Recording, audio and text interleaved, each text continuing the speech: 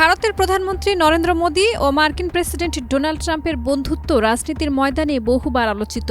তবে ট্রাম্পের দ্বিতীয় মেয়াদে শুল্ক ইস্যুতে এই সম্পর্কে ফাটল ধরেছিল। এবার সেই টানাপোড়েন কাটিয়ে দুই নেতার সম্পর্ক আবারও উষ্ণ হয়ে উঠেছে, আর তার স্পষ্ট ইঙ্গিত মিলেছে শুল্ক প্রত্যাহারের ঘোষণায়।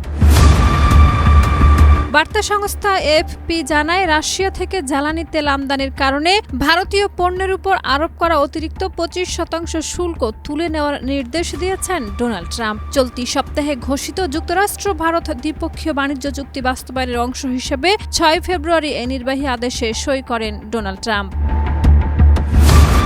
এই আদেশে বলা হয়, ভারত প্রত্যক্ষ ও পরোক্ষভাবে রাশিয়া থেকে তেল আমদানি বন্ধের প্রতিশ্রুতি দিয়েছে। একই সঙ্গে যুক্তরাষ্ট্রের জ্বালানি পণ্য কেনা এবং আগামী 10 বছরে ওয়াশিংটনের সঙ্গে প্রতিরক্ষা সহযোগিতা জোরদারের একটি কাঠামো তৈরিতেও সম্মত হয়েছে দিল্লি। মার্কিন স্থানীয় সময় শনিবার রাত 12টা 1 থেকে ভারতীয় পণ্যের উপর আরোপিত অতিরিক্ত 25% শুল্ক প্রত্যাহার কার্যকর হবে। বাণিজ্য চুক্তি ঘোষণার কয়েকদিনের মধ্যেই এই সিদ্ধান্ত কার্যকর হওয়ায় দুই দেশের অর্থনৈতিক সম্পর্ক নতুন গতি পাবে বলে মনে করছেন বিশ্লেষকরা।